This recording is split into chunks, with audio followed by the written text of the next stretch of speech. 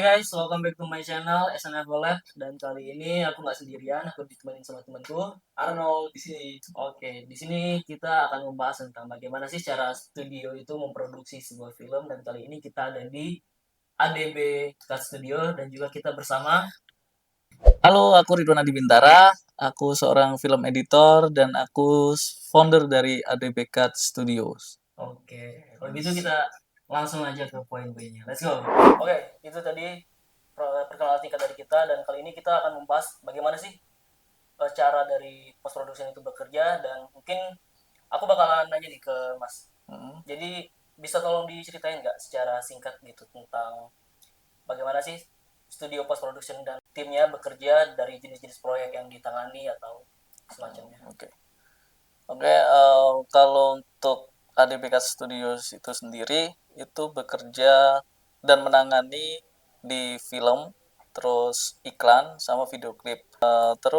Di dalam ADBK Studios itu ada 6 orang, salah satunya saya sebagai founder dan berdiri sejak tahun 2022 sampai sekarang. Berarti lumayan udah hitungannya udah lumayan lama nih.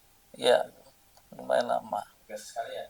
Nah, aku mau nanya nih, sejak kapan studio ini mulai mengandalkan teknologi digital dalam proses post production gitu? Kalau untuk penggunaan teknologi digital itu sejak awal sih, karena sejalannya perkembangan zaman, otomatis kita harus menyesuaikan teknologi yang terupdate gitu, supaya bisa mengembangkan potensi dan nggak ketinggalan gitu, nggak ketinggalan zaman. Iya, ngikutin terus. Jangan ikutin tren juga kan.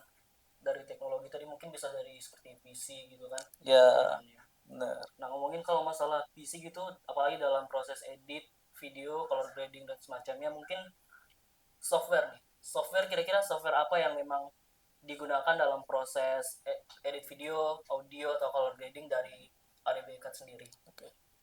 Kalau untuk software kita pakai satu software itu DaVinci Resolve.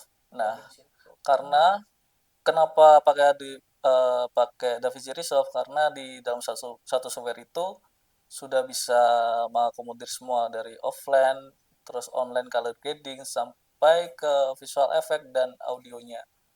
Dan kenapa juga memilih DaVinci Resolve, karena secara produksi secara skala layar lebar itu sudah masuk ke standarnya. Jadi standar mereka tuh udah pakai DaVinci Resolve gitu. Berarti emang pakai software yang istilahnya profesional di dalam pembuatan film gitu lah ya. Iya.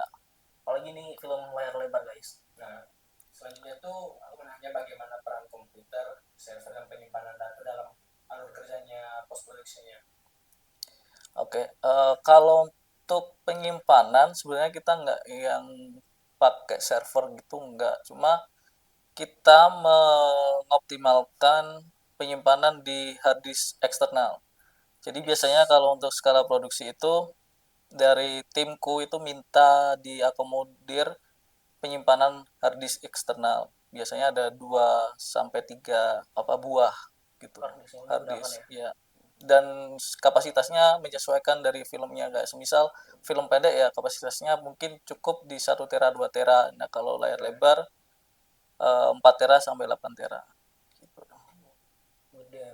Berarti mungkin kalau kita ngomongin masalah film ini, film yang memang terbesar yang pernah digarap oleh ADB Cuts itu film apa aja? Mungkin bisa tahu.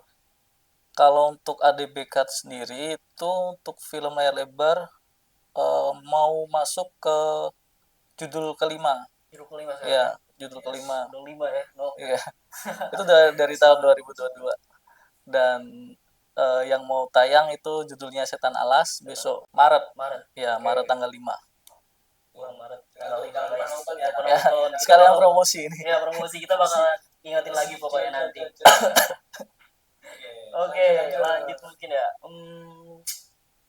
Dari studio LDP sendiri pastinya menggunakan sistem jaringan tadi kan untuk berbagai macam menggunakan editing. Jadi sistem jaringan ada nggak yang digunakan oleh ADB ini untuk mengelola file proyeknya itu? Ya. Jadi kalau untuk penggunaan cloud Ya, itu kita memaksimalkan di G Drive G Drive. atau di Frame.io biasanya. Jadi untuk preview-preview itu sekalian ada note buat komentar gitu loh. Oke. Dari poin revisinya tuh jelas di situ, di Frame.io terutama ya. Karena detikan atau dari frame per frame itu bisa di note. Oke. Jadi untuk sekarang pakainya di Frame.io atau G Drive. Berarti memang bisa instan lah kan kita upload di Drive misalnya. Itu kan bisa memang ada fitur komennya juga kan Ya, untuk tahu revisi di bagian mana gitu. Jadi memang peran dari teknologi komunikasi dan juga software yang digunakan itu memang sangat penting guys untuk era sekarang gini. Oke, selanjutnya mungkin dari Arnold. tuh, nah kan kalau kita susah kerja tuh pasti ada alurnya gitu ya. Aku mau nanya nih, gimana sih uh, mas mereka tuh kayak alur kerjanya dari footage mentah sampai jadi footage final yang bisa ditonton banyak orang gitu. Itu gimana? kalau ngomongin alur kerja itu mungkin teman-teman ngebayanginnya file film layar lebar tuh banyak dan shot-shotnya banyak terus gede juga ya kan. Ya benar sih. Nah, jadi untuk yang di store ke editor itu file proxy-nya. Proxy-nya ini. Jadi file yang udah di convert ke size yang lebih kecil. Gitu. Makanya kenapa aku itu pribadi pakainya ngeditnya pakai laptop. Oke. Karena bisa ngebaca file yang kecil itu. Bayangin kalau aku pakai laptop sedangkan filenya tuh Besar banyak gitu kan. besar gitu, itu nggak bakal selesai otomatis. Nah, jadi dari file mentah yang dari kamera gede, kamera profesional itu di proxy dulu, di convert dulu ke dalam file yang lebih kecil. Oke.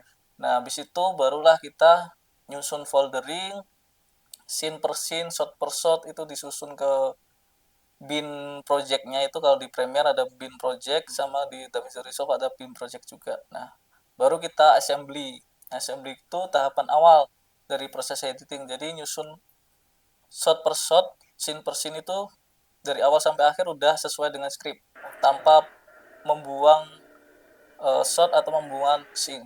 Jadi scene-nya tuh lengkap, shotnya masih lengkap. Itu namanya assembly.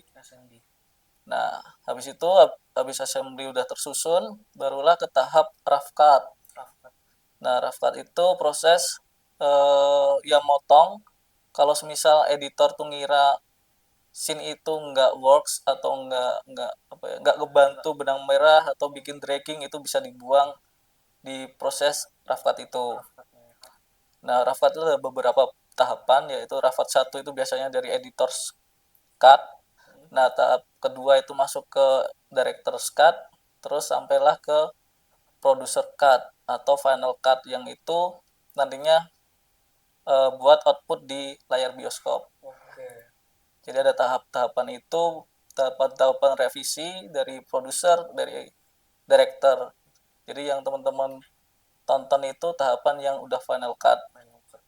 Nah, habis final cut itu baru masuk ke online. Online meliputi color grading, terus ada mixing, scoring, ada visual effect CGI. Habis itu baru di mastering semua, baru kita lempar ke bioskop dalam format DCP. Ya, berarti, gitu sih. Ya, berarti memang setiap tahap tuh masih ada tahapannya lagi ya. Iya. Panjang banget memang dalam produksi sebuah film. Apalagi ADW Cut Production ini memproduksi film layar lebar dan sudah beberapa film juga kan sudah tayang dan juga akan tayang. Ya, ntar lagi ada yang mau tayang. Oke. Prosesnya tuh lumayan apa ya, ribet ya hitungannya. Iya, ribet. Tapi kalau semisal di jalan ya enak-enak aja karena sesuai passion juga kan. Ya, proses dari editing itu emang lama, bisa sampai 2 bulan, 3 bulan itu. Cuma kan di dalam masa ngedit itu bisa kita selipin kerjaan-kerjaan yang lain. Jadi kita nggak nunggu selama 3 bulan itu. Bisa jadi 1 bulan 2 film gitu kan. Mampu juga ya. Kalau gitu udah tepar aku. Oke, lanjut lagi. Oke, selanjutnya memang tadi kan kita udah bahas tentang software yang digunakan, kemudian tahap-tahapnya. Nah, selanjutnya nih yang bakal aku tanyain juga tuh tentang bagaimana teknologi komunikasi ini membantu secara sangat efektif buat ADBK ini. Jadi peran teknologi itu apakah memang sangat membantu sepersekian persen jadi atau bagaimana? Ya, kalau untuk teknologi komunikasi sendiri itu ya sangat membantu karena di dalam proses produksi film dari pra sampai ke pos itu tentunya kerja kolaboratif. Dari kerja banyak orang harus komunikasinya harus lancar, nggak yang boleh miskom gitu. Iya, Jadi kita harus menjalin komunikasi dengan Iya. baik, tentunya dengan mungkin bisa difasilitasi dengan adanya grup WA atau kita bisa Zoom Meet atau Google Meet gitu. Benar sih, memang chemistry kemudian teamwork juga memang diperlukan ya dalam Iya, proses seperti teamwork. ini. Di sini kita bisa ngambil kesimpulan sih, Apa maksudnya tuh? ya kayak grup WA tuh bisa bikin suatu kreativitas yang gede, jadi jangan asal ngirim stiker doang, kreatif juga. Jangan asal bikin Harus grup juga, memang manfaatkan memang software apalagi teknologi di zaman sekarang ini dengan sungguh-sungguh lah. ya, Karena kan? memang tiap orang tuh memang bisa berkarya, kayak konten kreator aja dari hal sekecil apapun bisa jadi viral gitu, bisa memang menghasilkan uang lah istilahnya. Oke, lanjut Oke, mungkin. kita lanjut. Nah, kalau berbicara dunia kreatif apalagi yang dunia produksi, itu banyak banget yang namanya revisi ya. Itu ganjal banget tuh. Revisi nih yang paling aduh gitu. Ya, terus ganggu banget. Iya, iya, iya.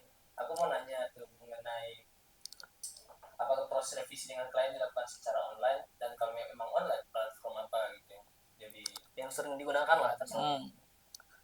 Kalau untuk revisi, kadang kita apa ya ngasih feedback itu dengan cara ketemu langsung, bisa dengan kita meeting ketemuan. Misal aku ada studio nih, nah kita revisian di sini bisa, ataupun kalau misal director atau produser itu berhalangan hadir, nah itu bisa dengan Zoom Meet tadi. Zoom Meet not-notnya apa aja kita discuss di situ, dan ataupun ketika produser atau director itu lagi keluar kota terus nggak bisa nentuin jadwal yang pas, yang cocok, itu bisa dengan frame IO tadi. Jadi mereka bisa nge-note di frame IO detik mana, menit mana yang kurang yang direvisi gitu. Jadi otomatis penggunaan sarana telekomunikasi teknologi itu sangat membantu sekali lah ya.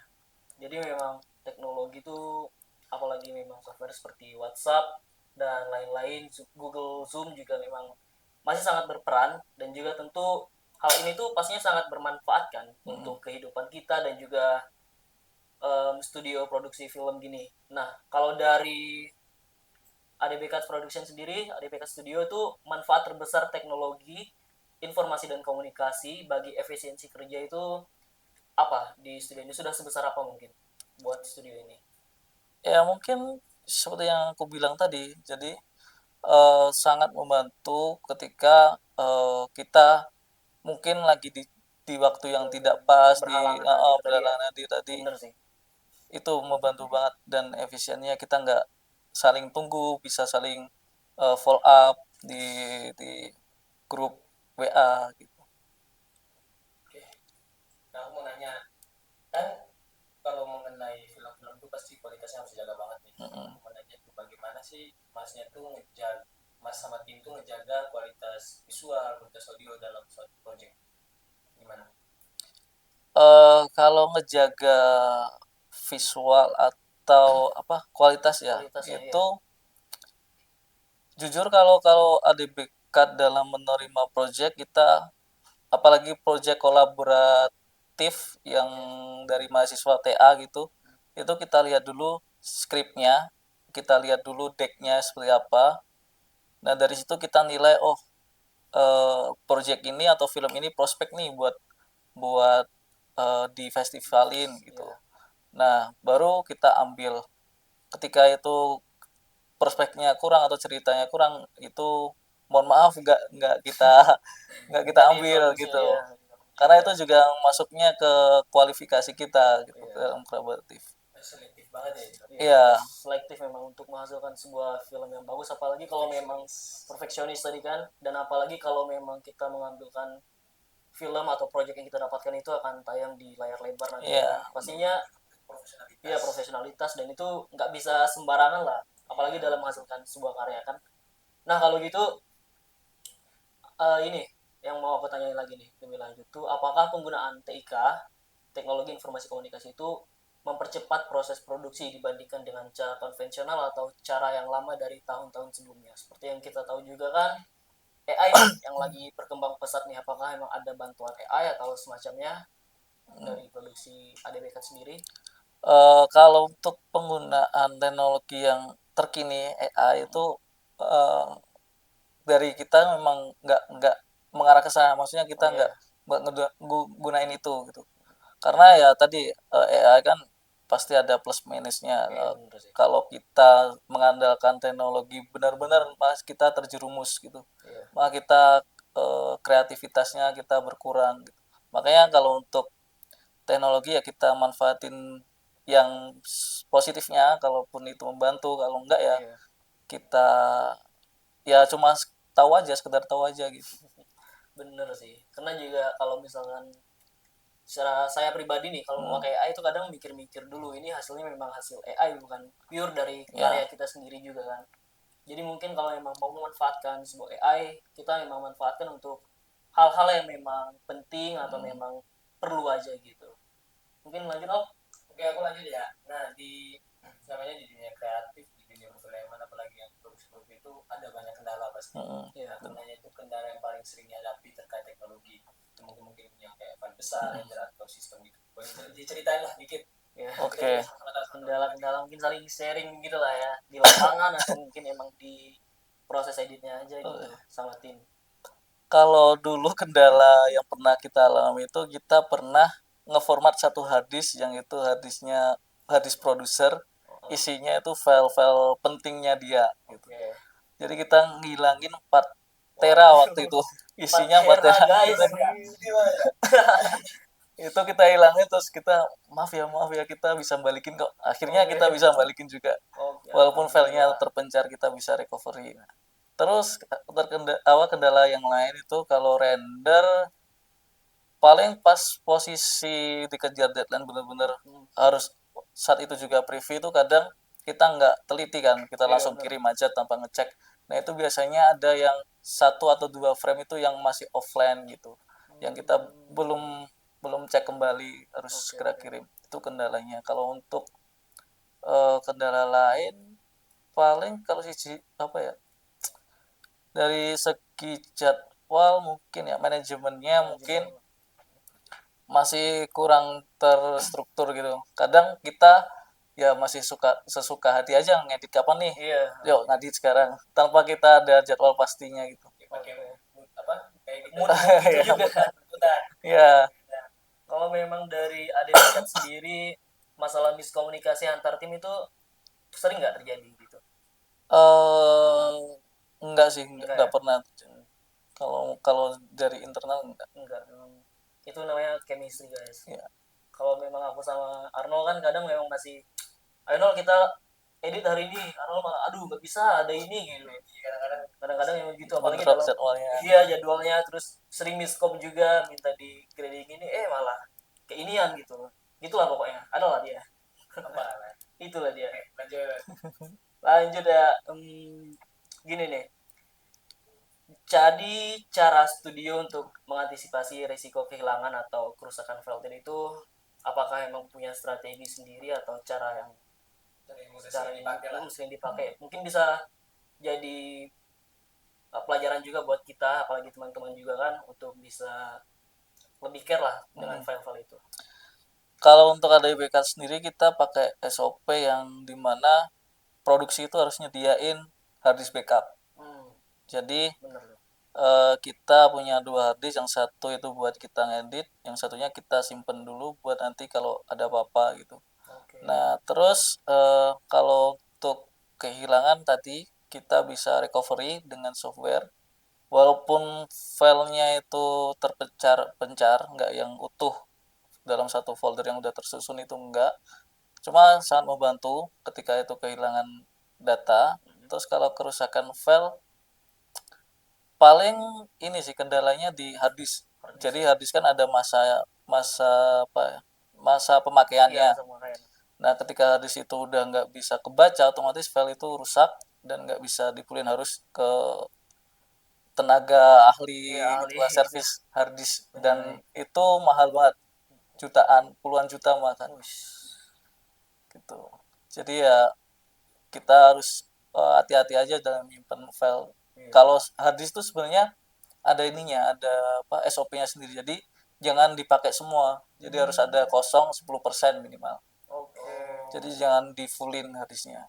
Begitu teman-teman yang mau masuk dunia kreatif dan mau nyimpan file itu benar tuh wajib wajib disimpan nih. Penting ini ya. Iya. Dan informasinya tuh disimpan. Nah, kita lanjut. Nah, kita kan masuk di zaman perkembangan teknologi itu gede banget ya.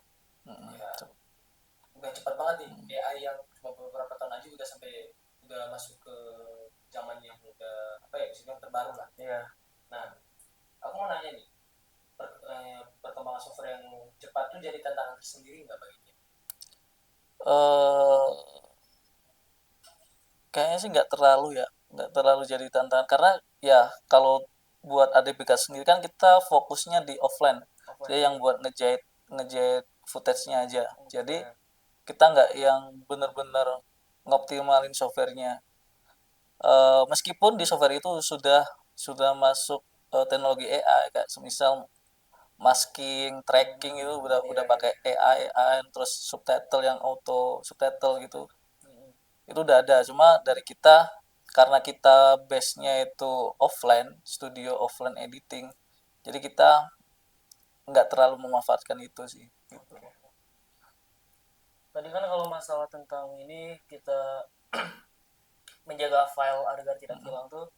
Jadi kalau misalkan bagaimana cara kita menjaga sistem backup dan keamanan dari data proyek klien di studio ini tuh seperti apa? Data kliennya nih sekarang. Data klien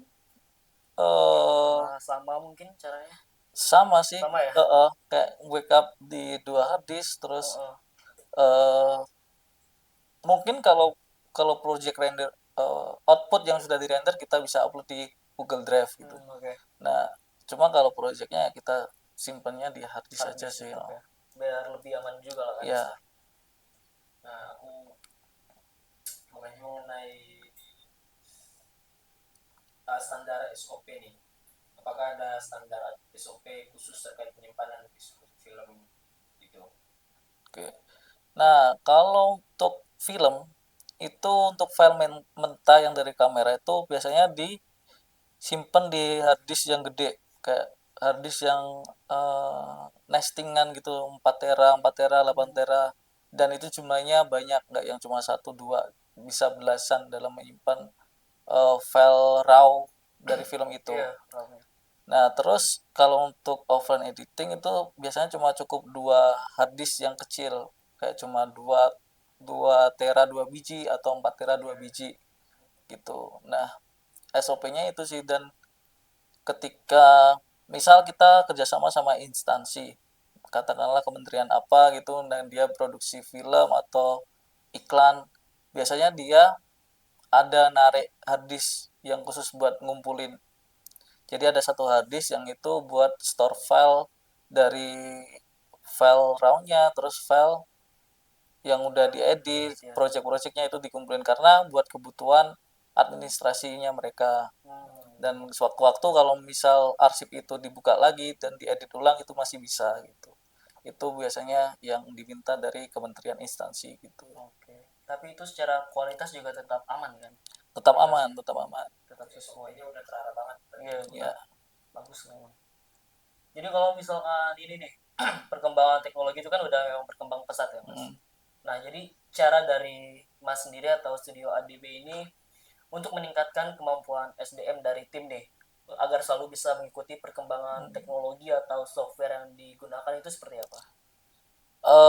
Kita learning by doing sebenarnya. Jadi karena kita juga kerja di lapangan, sering datang di lokasi syuting, kita bisa tahu oh kamera ini tuh penggunaan lensanya buat scene apa sih, buat adegan apa. Ternyata bisa katakanlah kamera anamorphic, lensa anamorphic itu buat adegan yang kolosal, shot luas gitu. Oke. Nah, kita tahu eh, jenis lensanya, terus aspek rasionya, nanti ketika itu masuk di editing itu harus ngelewatin proses apa aja gitu. Kita tanya-tanya di departemen kameranya gitu. Jadi learning by doing. Learning by doing. Dan memang berarti pernah juga kan dalam terjun ke lapangan langsung untuk melihat kondisi syuting dalam pengambilan gambar ini. Iya, pernah. Berarti anggap aja kalau apa jangan malu bertanya nanti sesuatu. Iya. Iya, Itu juga bisa harus. ngerti lah. iya. Dan kalaupun kita misalnya nggak tahu juga untuk pertanyaan kemana, kan sekarang udah banyak ini kan teknologi, apalagi software kayak Google gitu bisa nanya, dan juga tadi AI. Nah, ini pentingnya dalam penggunaan AI itu sendiri, kita bisa tanya AI gimana sih caranya untuk menemukan suatu solusi yang kita belum tahu tadi. Nah, penggunaan AI juga bisa membantu Iya, kayak gitu. penggunaan AI itu penting di sini tadi. Jadi jangan dipakai buat aneh-aneh kayak. Ingat. Buat foto aneh-aneh yang kayak aduh janganlah buat meme gitu. No ya guys. Oke, selanjutnya. Nah, teknologi apa yang menurut masnya paling berpengaruh nih pada dunia post production untuk ke depan gitu? Ke depan mungkin apa ya? Tadi cloud itu Oke. sangat Penting. berpengaruh karena ya kalau sekarang ya di Jogja tuh seringnya syutingan dari Jakarta, jadi PH Jakarta syuting di Jogja, otomatis kan produser director dari Jakarta semua. Nah, kalau kita harus ngeluarin uang untuk perjalanan PP Jogja ke Jakarta itu kan pasti boncos banyak. Iya, benar. Nah, makanya kita memerlukan cloud tadi yang saya sebutin kayak Frame.io atau Yes. Google Drive itu sangat membantu buat preview maupun ngasih feedback revisian. Oke. Jadi nggak perlu keluarin duit gede buat Iya, dikasih ke sana ya. iya benar. Karena memang teknologi dan juga software, terutama dalam teknologi komunikasi, itu emang udah sangat berkembang pesat ya. Dan juga emang penting untuk para studio untuk memproduksi sebuah film, tentunya itu sangat bisa digunakan dengan baik lah. Ini juga bisa salah satu yang support sih kalau misal kita mau syuting di tempat-tempat atau di Iya. Indonesia yang emang belum apa ya, yang jarang banget dipakai sih. Dan juga kalau memang dari timnya berjauh-jauhan tetap bisa menggunakan teknologi itu dengan baik tadi. Oke, mungkin ini pertanyaan terakhir dari kita untuk masnya tuh. Jadi seberapa penting sih teknologi informasi dan komunikasi ini itu dalam menjaga daya saing studio post production saat ini? Kalau daya saing mungkin ya sebisa mungkin studio itu apa ya mengikuti perkembangan zaman sih. Kalau itu nggak diikutin ya bakal ketinggalan gitu ya, dan harus up to date dengan perkembangan zaman, kayak penggunaan software yang sekarang udah pakai DaVinci Resolve, terus workflow-nya dengan DaVinci Resolve itu gimana, itu harus tetap diikuti sih. Jadi apa yang menjadi standar produksi internasional maupun nasional itu kita ikuti gitu. Jadi memang kita juga harus istilahnya keluar dari zona nyaman buat teman-teman yang masih, terutama saya juga ini kan mungkin masih pakai Adobe atau CapCut. Nah itu mungkin kita harus bisa belajar lagi Ya, benar. tentang bagaimana cara menggunakan software lainnya yang memang udah standar nasional, internasional, yang mungkin kancanya udah bisa kita bilang profesional tadi ya. Profesional. Seperti ADBK Studio ini bisa kita simpulkan semua bahwa memang mereka produksinya memang udah standar profesional dan itu sangat baik lah. Contohnya mungkin memang dari film-film yang udah digarap juga, yang memang udah selesai produksi, yang udah tayang di bioskop malahan, dan bentar lagi ada yang tayang ya nanti. Ada yang tayang tanggal 5 Maret, Setan Alas. Jangan lupa nonton, kita nonton nanti. Aku mau nanya dikit nih, yang film-film yang pernah keluar itu apa aja? Ya gitu. Oke. Kalau yang pernah keluar, yang udah tayang itu, kalau jadi gini, aku kan editor utama, terus juga sebagai asisten editor. Nah, kalau di asisten editor keluar dari ADBK, jadi kalau aku gak ngebawa studio, aku Ya, jadi pribadi freelance. oke. Ya, itu aku udah ikut, mungkin teman-teman tahu series Gadis Kretek. Oh, Itu iya, jadi, tahu nonton itu. nah itu aku jadi asisten editor. Oke, Terus wis. ada yang pernah nonton apa ya, Sri Mulat mungkin, Sri Mulat. belum ya, Sri Belum, Mulat, belum. Sri Mulat, terus Aum, terus Garis Waktu, terus Hidup Ini Terlalu Banyak Kamu, Wis. terus Losmen Bubroto, Perempuan Pembawa Sial, terus ya masih banyak sih. Maksudnya Banyak. total ada 11 yang aku ngasistenin sebagai asisten editor. Oke. So, kalau ya makasih. Kalau sebagai editornya yang udah tayang itu baru satu, Oke. Darah Nyai, itu kemarin tayang di 21 Agustus 2025. Terus yang akan tayang itu ada Setan Alas di 5 Maret 2026 ini ya, tahun ini. 2026. Oke. Terus di next projectnya ada Bara Membara itu tahun ini, terus Panggung Terlarang itu tahun ini, Pintu Belakang itu tahun ini. Itu sama aku juga lagi terlibat di filmnya Iko Uwais. Ush. Itu Wise levelnya guys. bikin trailernya Trailer. Gacor ya. gitu. Oke, jadi itu tadi guys, bagaimana cara dari ADP Production ini memproduksi sebuah filmnya dan juga film apa yang udah mereka garap juga, dan mungkin ini juga bakal ada film yang akan tayang dan juga proyek-proyek kedepannya. Kita doakan agar semuanya tetap berjalan lancar. Amin. Dan juga Terima kasih. teman-teman jangan lupa nge-follow ya Instagramnya Sini. juga nanti ada di Editor sini. sini. Oke. Ada Bekan Studio. Oke, itu dia, nanti kita bakalan terus update juga perkembangan kedepannya dan juga untuk masnya dan tim, Ya. semoga kedepannya tetap terus lancar dan Ya, juga makasih. dapat juga Amin. sukses, terus Amin. dapat lagi proyek-proyek kedepannya yang Amin. memang Amin. bisa mengantarakan ADP Cuts ini lebih naik lagi tentunya. Amin. Oke, itu aja dari kita berdua hari ini ya, No. Pesan-kesan nggak? Boleh mungkin pesan-pesannya, oke silakan. Terutama anak muda yang memang suka berkarir di dunia perfilman. ada yang kayak Apa tuh? punya niat, punya kayak aku mau jadi editor lah, tapi masih malas-malas. Iya, masih malas-malas mungkin juga. Bisa buat mereka. Mungkin buat teman-teman yang mau terjun ke industri perfilman khususnya, itu apa ya, mulailah berjejaring sih.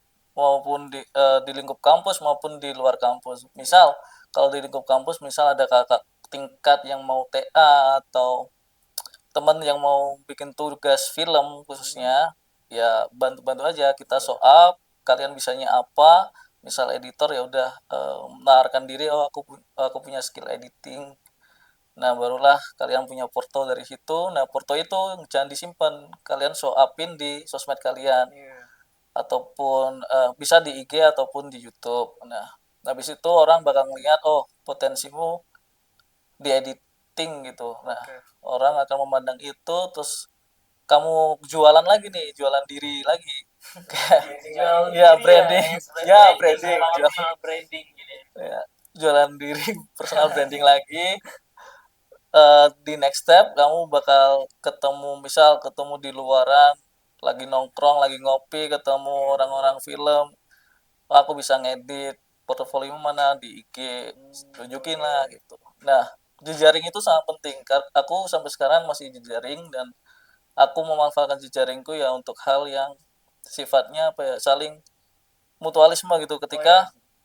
Ketika dia butuh aku buat ngedit filmnya, ya aku mau aja, aku bantu dia. Nah, ketika nantinya eh, dia besar itu bakal ngebawa kita lagi gitu. Misal director TA nih, kan kita nggak tahu prospek kedepannya gimana. Iya.